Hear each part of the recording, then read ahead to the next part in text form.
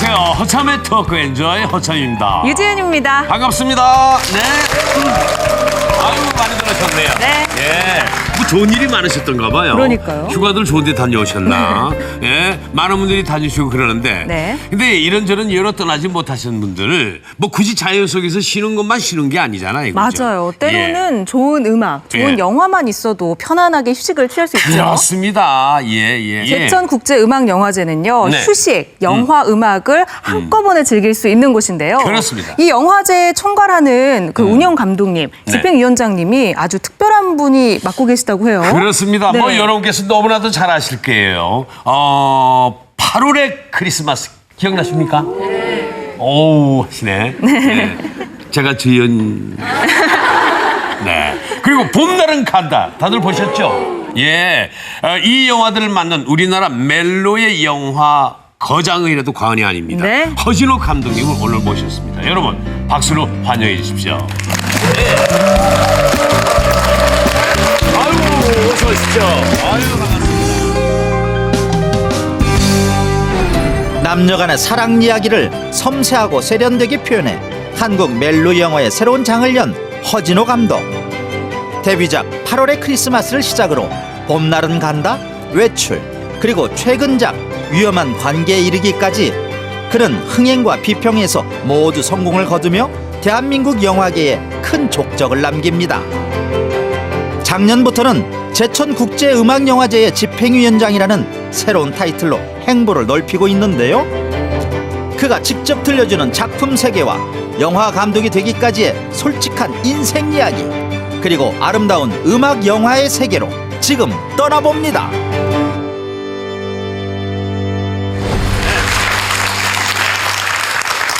그 유명한 8월의 크리스마스 감독님을 8월에 만나니까 더 반갑습니다. 맞아요. 유지은 씨가 네. 굉장한 팬이라고 들었어요. 직접 만나니 어때요? 굉장히 오늘 팬심으로 제가 방송을 하지 않을까 이런 생각이 드는데 실제로 뵈니까 사실 감독님 하면은 뭔가 까칠하고 그런 느낌이 있으시지 않을까 싶었는데 굉장히 수터분하시기도 하면서 편안한 옆집 삼촌 같기도 하고요. 제가 좀 가식이 있어가지고 지금 그럼 가식 원래 현장에서는 좀 까칠을 해요. 사실 원래가 감독하면 카리스마가 그쵸. 있어야 되거든요. 예. 근데 제천국제음악영화제, 음악영화제 작년에 이어서 올해는 이제 두 번째죠. 네. 두 번째 집행위원장으로 계신데 어떻게 이 영화제와 인연을 맺으셨나? 그 얘기부터 좀 궁금하죠? 좀 들어봐야겠습니다. 그러니까 이제 제천국제음악영화제가 올해 10회차예요. 10회차. 예.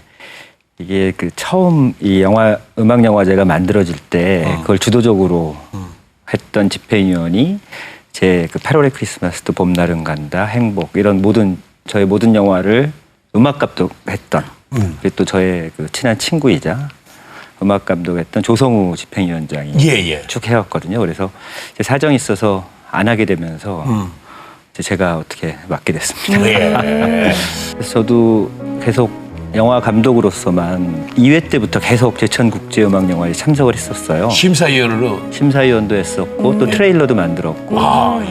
네, 그래서 저도 어떤 정말 애정이 많이 있었죠. 그래서 영화제에서 제 일을 했을 때 할 수 있다면은 한번 열심히 해보겠다 그렇게 해서 하게 됐어요. 예. 근데 국제음악영화제란 말이죠. 네. 음악영화 라고 하면 많은 분들이 조금 생소하게 느끼실 수도 있을 것 같은데 음악 영화라는 건 어떻게 정의할 수 있을까요? 음악 영화를 저희가 정의하는 거는 그 음악을 소재로 하거나 혹은 음악인을 소재로 하거나 그런 극영화나 다큐멘터리 영화를 통틀어서 이제 음악 영화라고 저희가 부르고 있거든요. 제천하면은 이 의림지 아시죠? 그 청풍호의 그 의림지 이런 관광 명소들로 휴양 도시로 해서 그 느낌이 강하잖아요, 그죠? 예, 영화를 보기에는 어떻습니까? 저는 처음에 별이 쏟아진다, 코스와 배경이 딱 뭐 이렇게 말씀드렸는데. 네, 그 제천음악영화제만의 특성이라고 한다면은 그 청풍호에서 이렇게 아까 말씀하셨듯이 이렇게 별빛도 있고. 그리고 물도 있고 또 바람 소리도 들리고 풀벌레 소리도 들리고 이런 어떤 환경에서 영화를 보거든요. 그래서 그냥 어떤 좋은 영화를 본다라는 것도 있지만은 그 좋은 환경 속에서 정말 이 자연과 어우러져서 영화를 본다라는 지금 그런 나옵니다. 장점이 있습니다. 그죠? 와, 야, 장난 아니죠?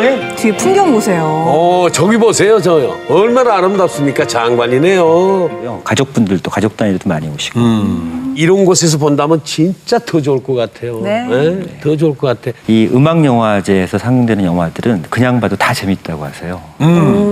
저희가 이제 계속 그 어떤 정말 좋은 프로그램들을 해서 영화들을 선정을 해서 보여드리고 있고요. 그동안 제천 영화제에서도 보석 같은 영화들도 많이 발굴을 해온 걸로 또 우리가 알고 있는데 대표적으로 어떤 것들이 있습니까? 그 아마 여러분들이 아시는 영화로는 원스. I don't know you, but I want you all the more for that. 원스라는 영화가 이제 제천 국제음악영화에서 처음 소개돼가지고 그것이 그 입소문이 나면서 굉장히 많은 관객들이 들었어요. 네. 그 독립영화지만은. 그리고 그 재작년 영화인데 서칭 포 더 슈가맨이라는 영화인데요. 그 로드리게스라는 그 음악가에 관한 다큐멘터리예요. 근데 뭐 정말 그 저도 이제 그때는 제가 위원장 할 때가 아니었는데 네. 정말 영화를 보고 굉장히 큰 위안을 얻었던, 그리고 그 음악이 너무 좋았고. 네. 올해도 명작들이 많이 있죠. 네. 이제 개막작은 그 하늘의 황금마차라고 해서요. 하늘의 황금마차. 이번에 그 지슬이라는 영화 혹시 보셨는지. 네네. 예, 정말 저도 지슬이라는 영화를 보고 정말 새로운 영화라고 생각을 했는데 그 지슬을 만든 오멸 감독의 어떤 신작입니다. 오.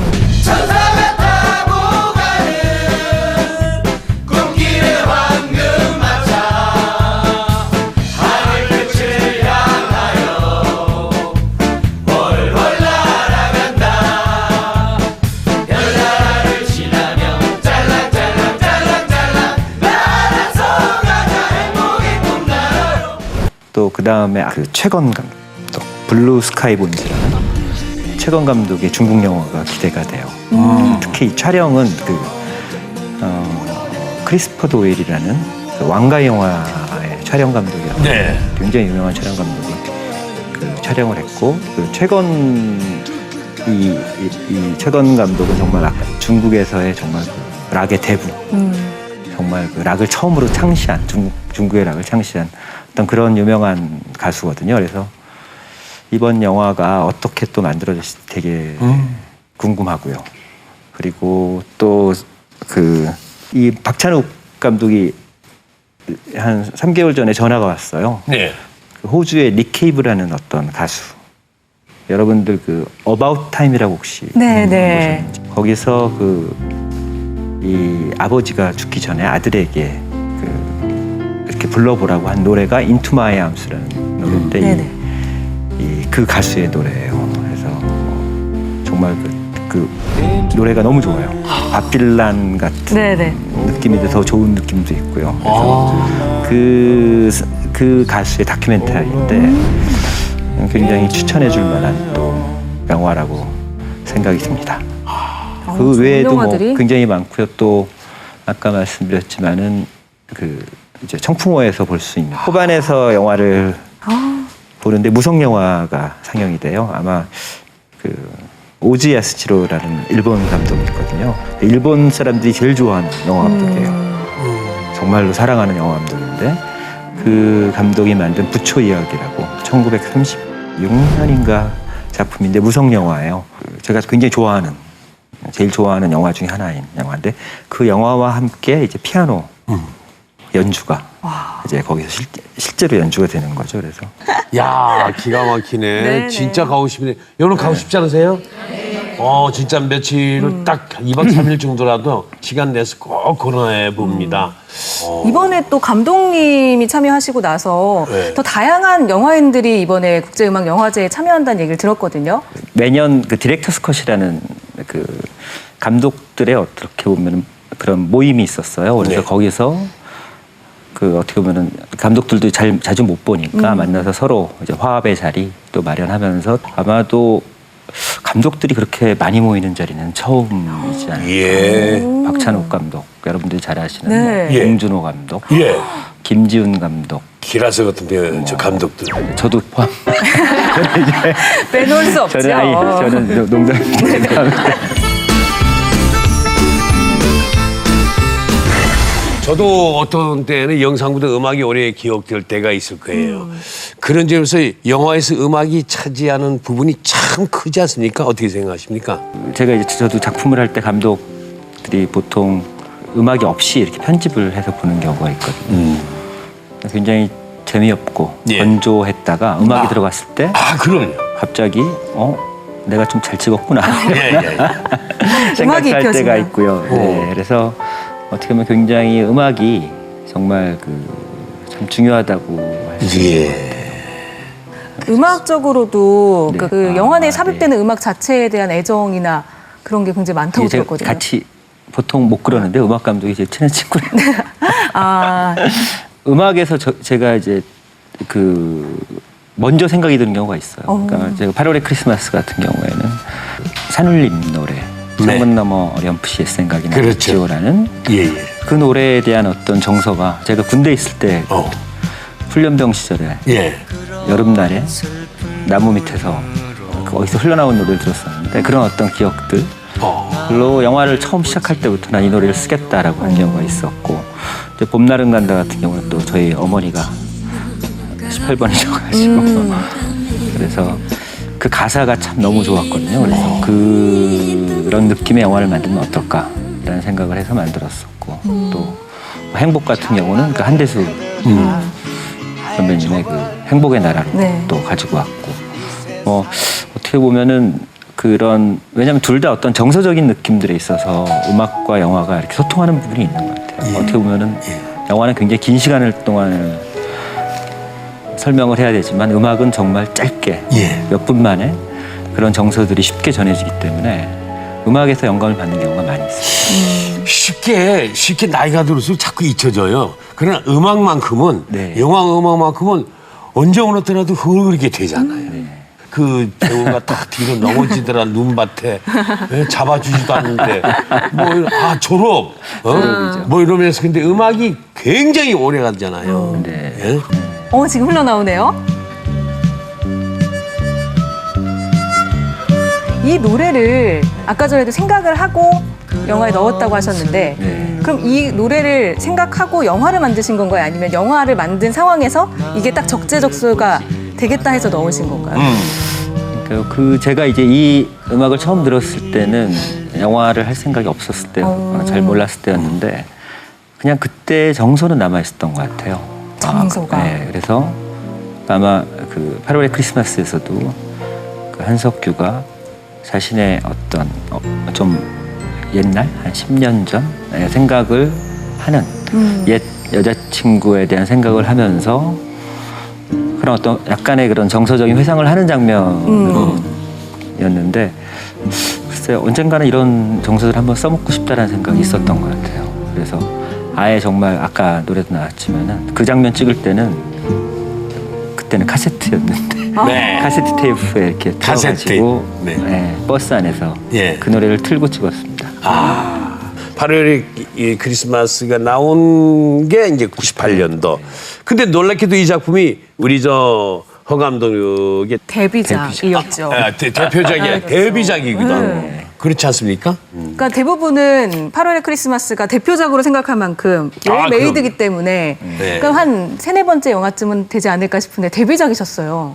그러니까요.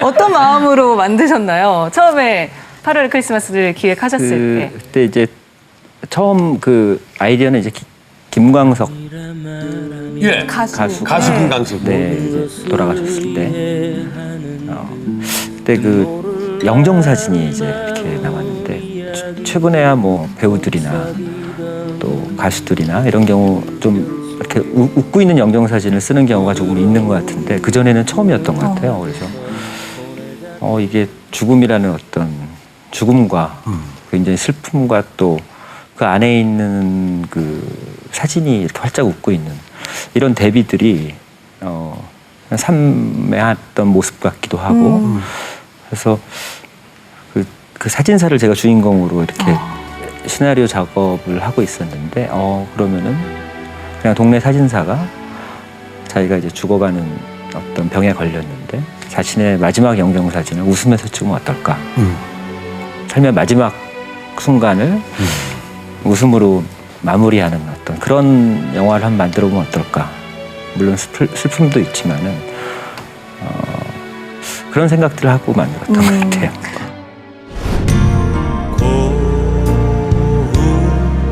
너의 모습만 가져가고 싶지만 널 추억하면 할수록 자꾸만 희미해져 태연한 척 웃고 있어도 너의 마음 알아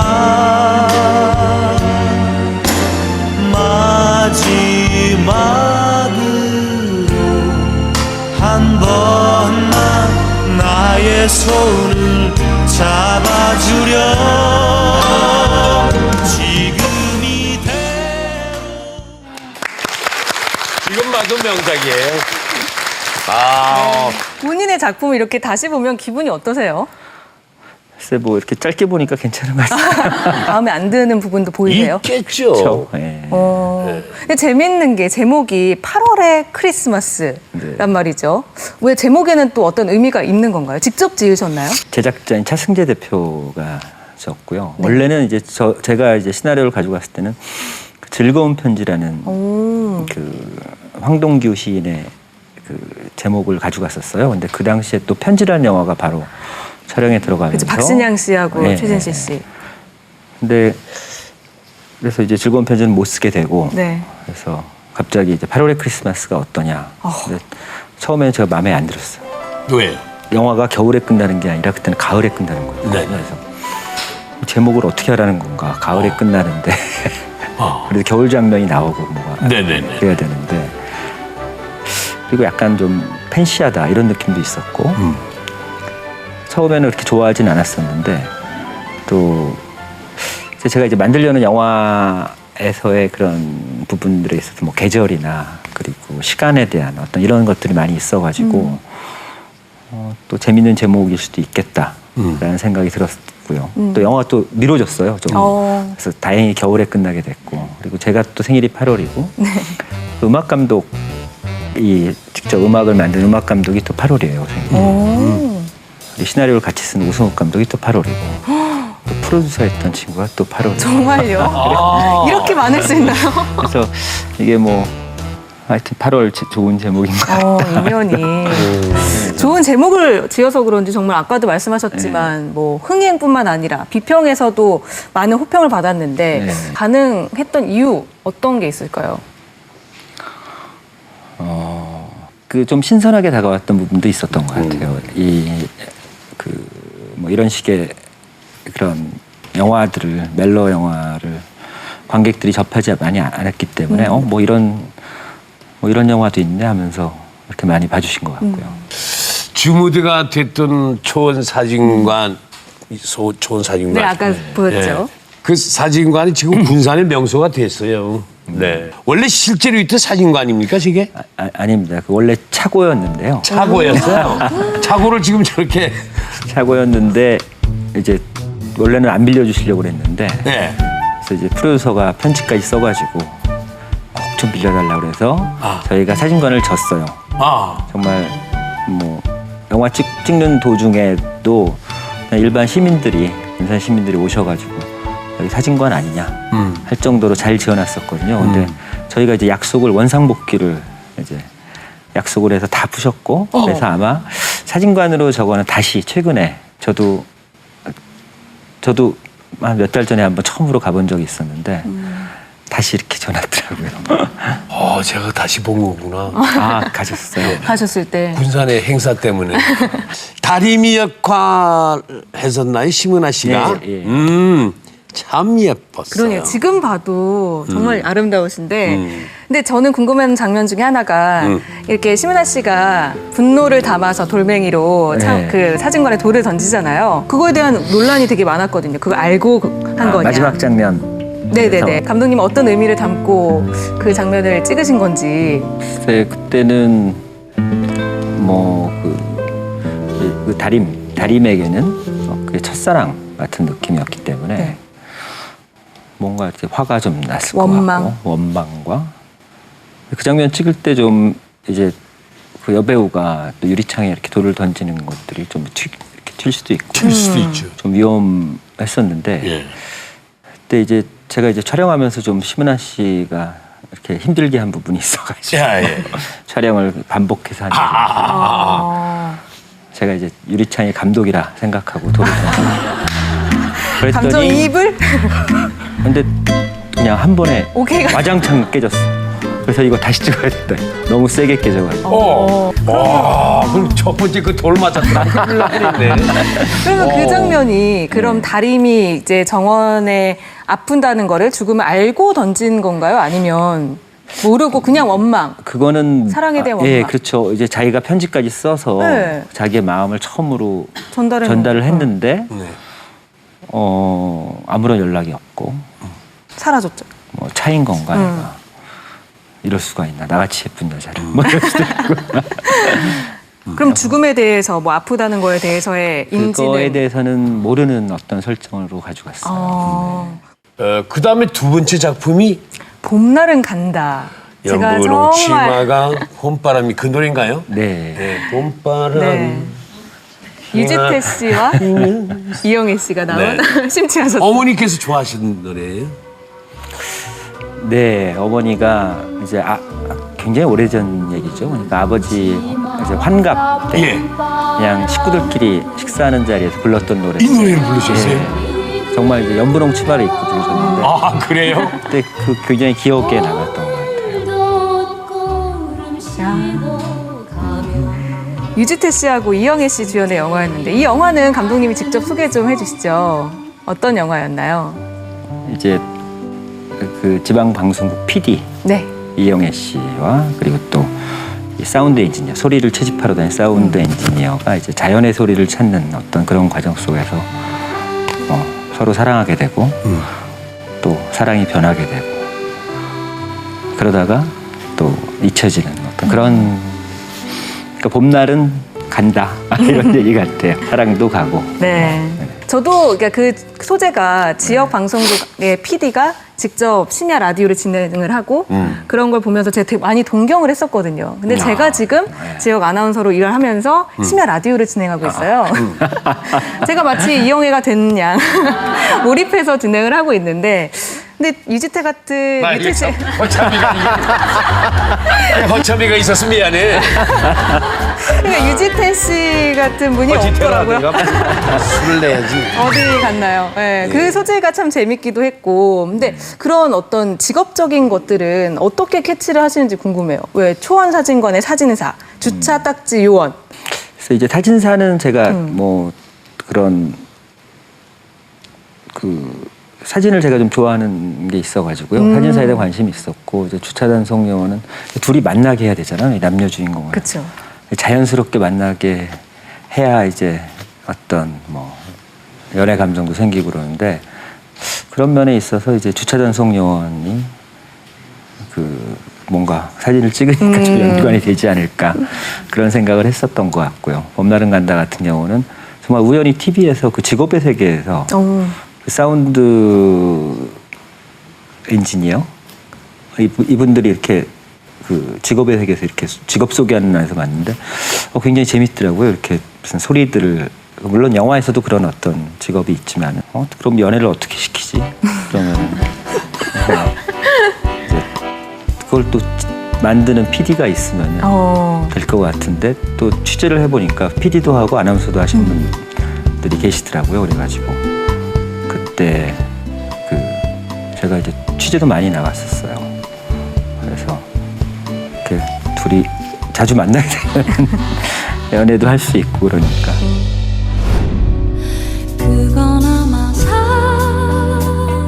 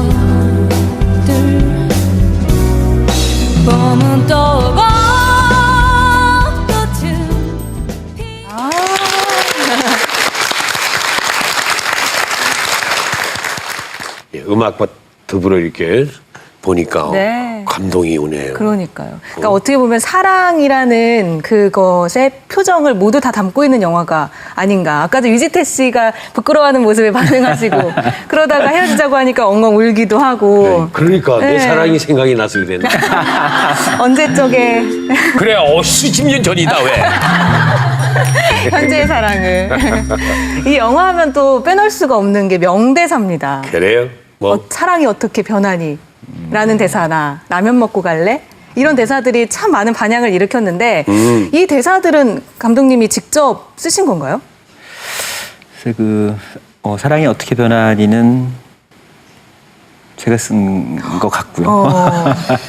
그다음에 라면 먹고 갈래요는 그때 현장에서 그냥 만든 대사 같아요. 그냥 원래 차 한잔 할래요? 뭐 이런 거였는데 그때 누가 만든 건지는 모르겠어요. 제가 만든 것 같지는 않고 뭐 이영애 씨나 유시태 씨가 그냥 현장에서 만든 그래요? 대사가 아닐까. 예. 이 대사가 젊은이들 사이에 어떤 작업 멘트가 돼버렸죠.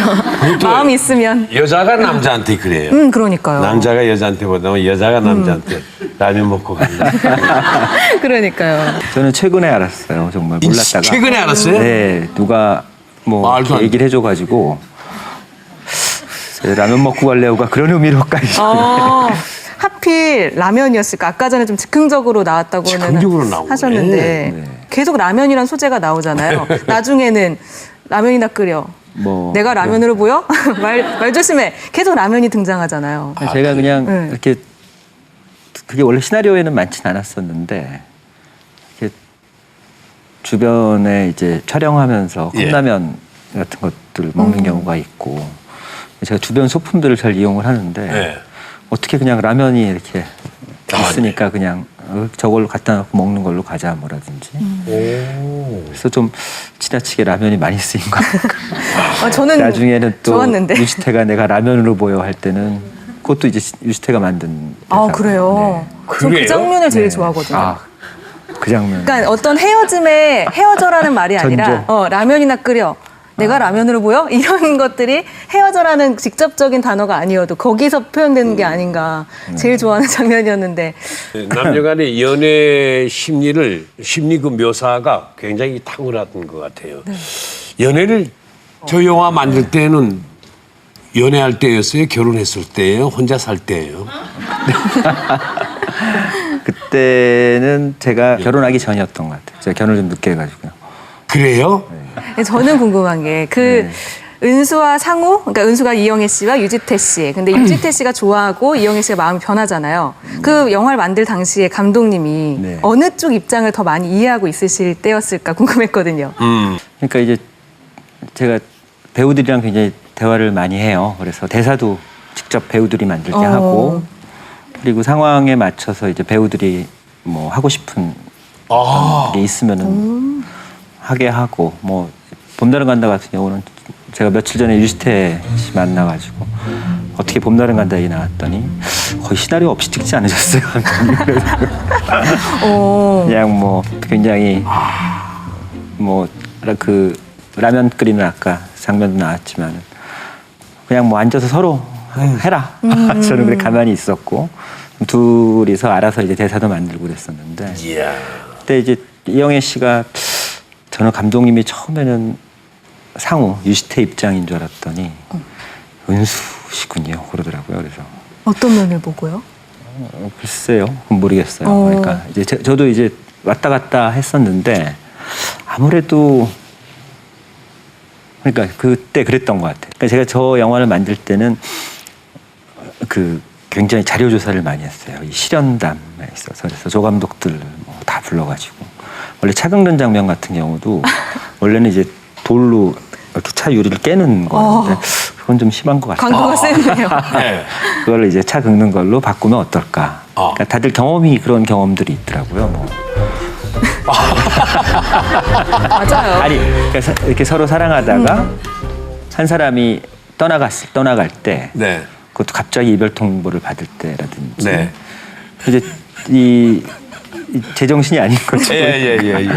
그래서 이제 그 말도 안 되는 뭐 사랑이 어떻게 변하니라는 그런 어떤 그런 대사도 하게 되고, 예.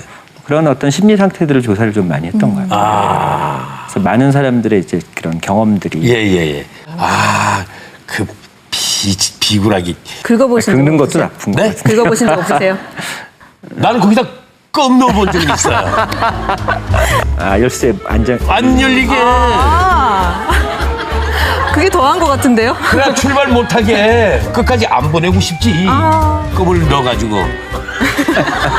너무 많은 걸 털어놓으시네요. 저희. 근데 항상 여성들이 좀 능동적이에요, 그죠? 맞아요. 보면은 은수도 그랬던 것 같고 다림도 그랬던 것 같고. 부인과의 붙은 게 경험 아니에요? 아닙니다. 그 다 결혼하기 전에 만들었고요. 연애할 때였어요? 네. 연애도 안 했. 다른 사람이랑 연애했을 땐가 그랬어요. 편안하게 얘기했어요. 그냥 조금 뭐랄까 좀 이렇게 능동적인 것들이 그러니까 이렇게 그렇지 않게 보이는데 이렇게 갑자기 어떤 뭐랄까요 좀 일상을 깨고 나오는 행동들 이런 것들이 굉장히 매력적일 때가 있는 것 같아요. 그렇죠. 예. 저도 그래요. 저도 그런 여자가 훨씬 더 좋아요. 그래요? 네. 먼저 다가가면 부담스러워하지 않을까요? 훨씬 더 좋죠. 뭘 먹자, 라면 먹자, 예를 들면은 돈가스를 먹자, 이런 여자가 좋지. 아무거나 먹어요. 이런 여자가 제일 싫어. 아이고 아무거나 뭘 해서. 먹자 그럴 때 아무거나 문영화를 보러 갈까 아무거나 봐요. 네, 어떻게 생각하세요? 어느 쪽이에요? 네, 저도 뭐 같은 생각입니다. 네. 자, 이제 두 번째 작품까지 연속 히트를 치고 세 번째 작품이 외출이었죠. 외출. 네, 외출의 소재가 좀 파격적이었어요. 누구죠? 그 배용준 씨하고 손예진 씨 나온 영화인데 네.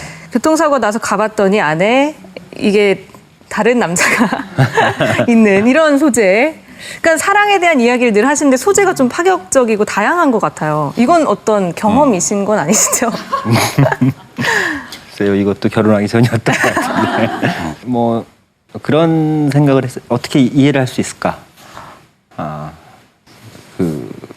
이제 그냥 우리가 얘기할 때 남이 하면 뭐 불륜, 자기가 하면 로맨스 얘기를 하는데 네. 그러니까 상대방을 어떻게 이해할 수 있는가에 대한 그런 퀘스천을 제가 달았던 것 같아요. 그래서 자기가 어떤 그 입장에 됐을 때 그 입장으로 자기도 그런 어떤 상황이 되면은 그렇죠.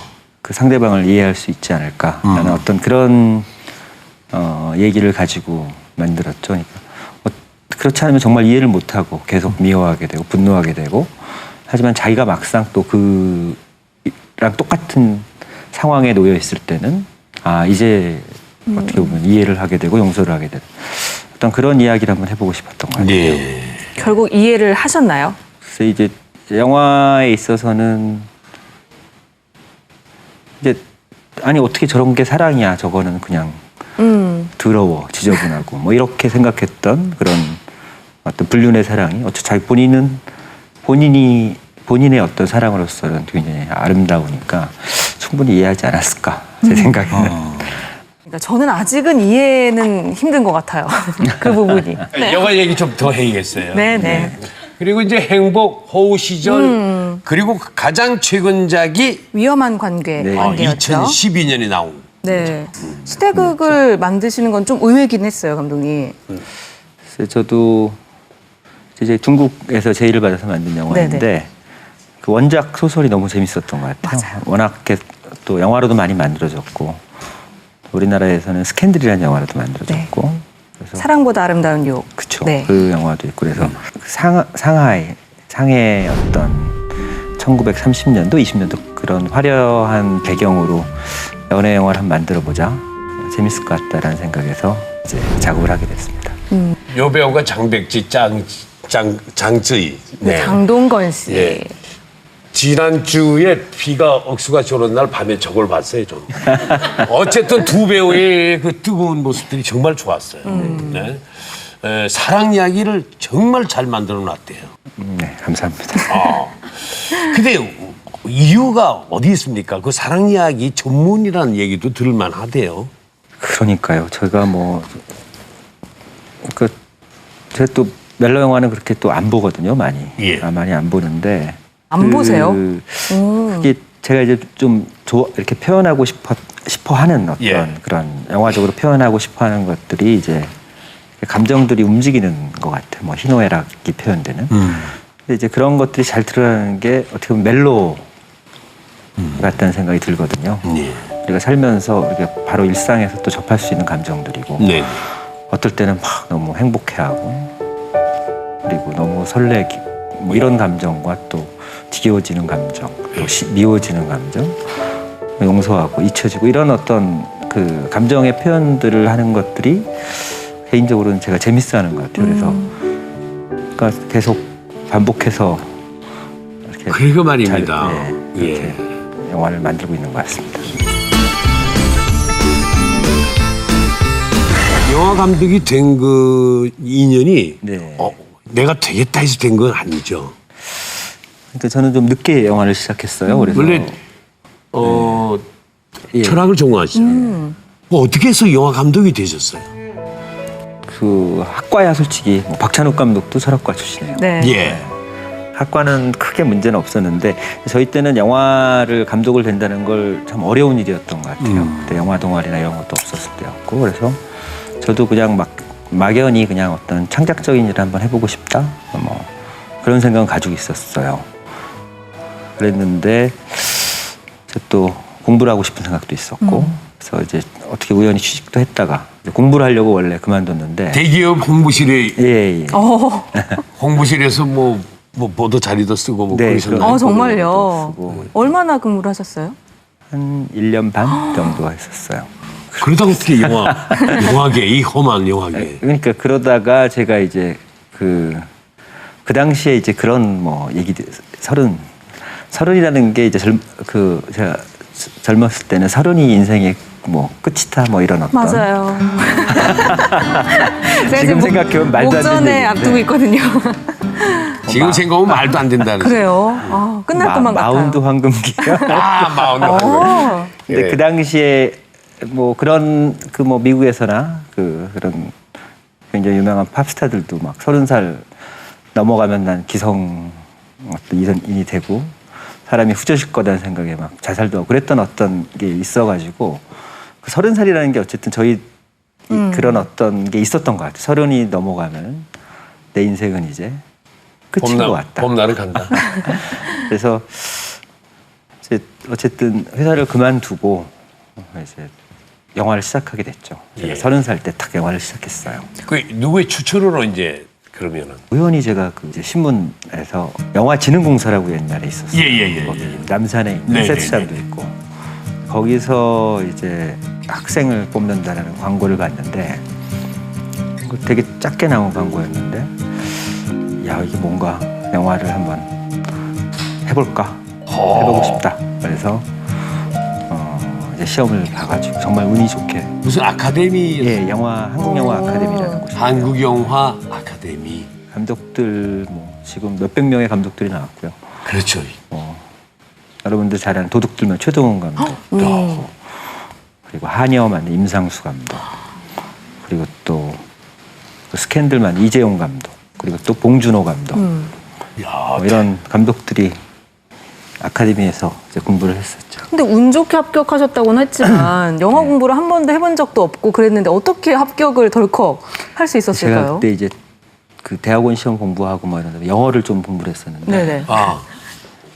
그 해에 그 영화 감독도 이제 국제화 시대 데뷔했는데 예. 영어가 좀 어렵게 나와가지고 영어 필기 시험을 잘 보신 거예요? 필기 좀 어렵게 나왔는데 제가 마침 이제 공부를 좀 그쪽으로는 해서 영화 공부는 잘 못했어도 붙었던 것 같아요.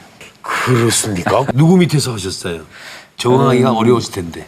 저는 이제 학교 생활은 뭐 이제 금방 익숙해졌고 또 직접 저희가 이제 좋은 점이 직접 만드는 거예요. 바로 가서 바로 실습이라고. 바로 실습을 들어가니까 이제 그 전에 뭐 공부했던 영화 상식이나 이런 것들은 다 필요 없고 이제 어떻게 만드느냐가 중요하니까 저도 이제 적응이 쉬웠던 것 같고요.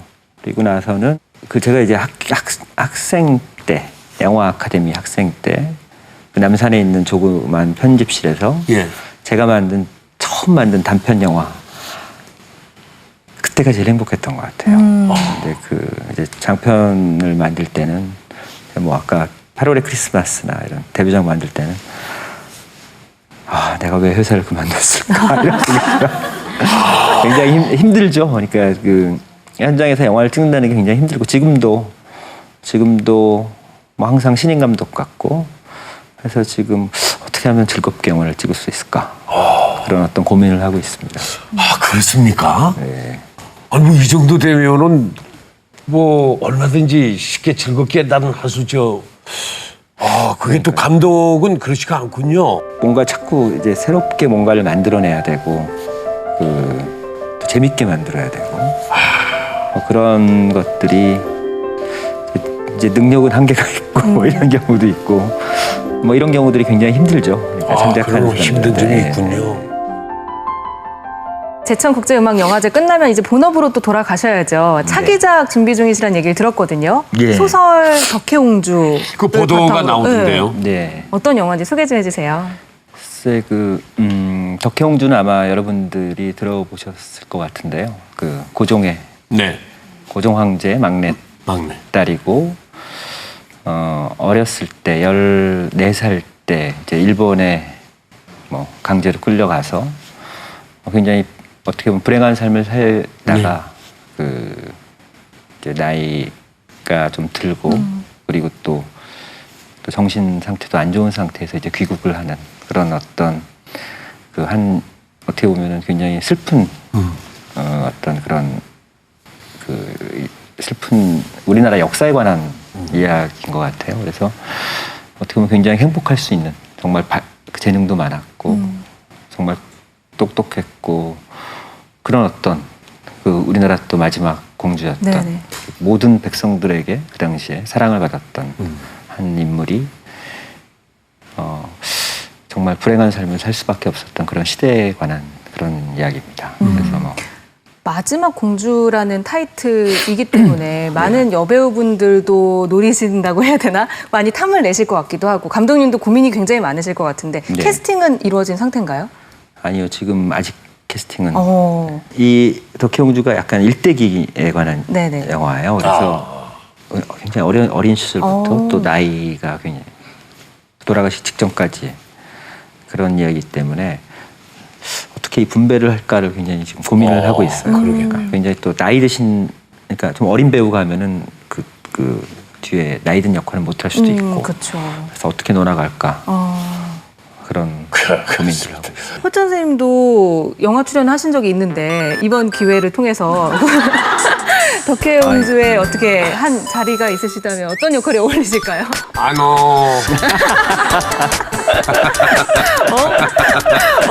쓰이마세. 허진호 감독님이 정의하는 사랑이란 무엇일까도 굉장히 궁금합니다. 늘 사랑 이야기를 하시고 우리 모두가 사랑을 하잖아요. 네. 허진호 감독님은 사랑을 어떻게 정의하실까? 저는 그냥 변하는 것이다.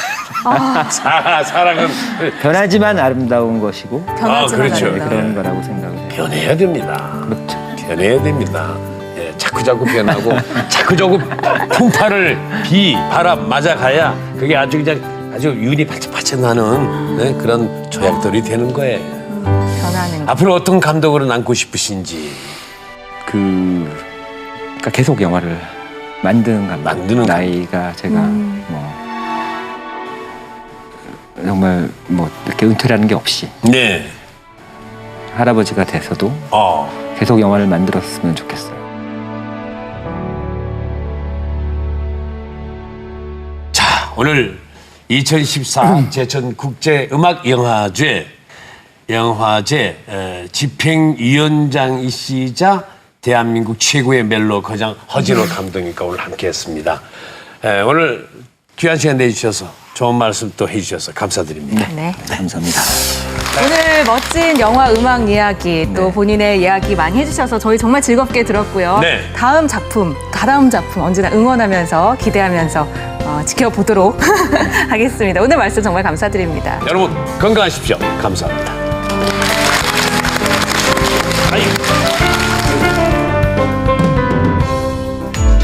이게 저희 그 할머니 돌아가신 지가 지금 꽤 오래 지났는데 항상 그 신우의 문물이라고 하셨대요. 그래서 저 찾아보니까 장자에 나오는 얘기인데 몸이 제일 중요하다.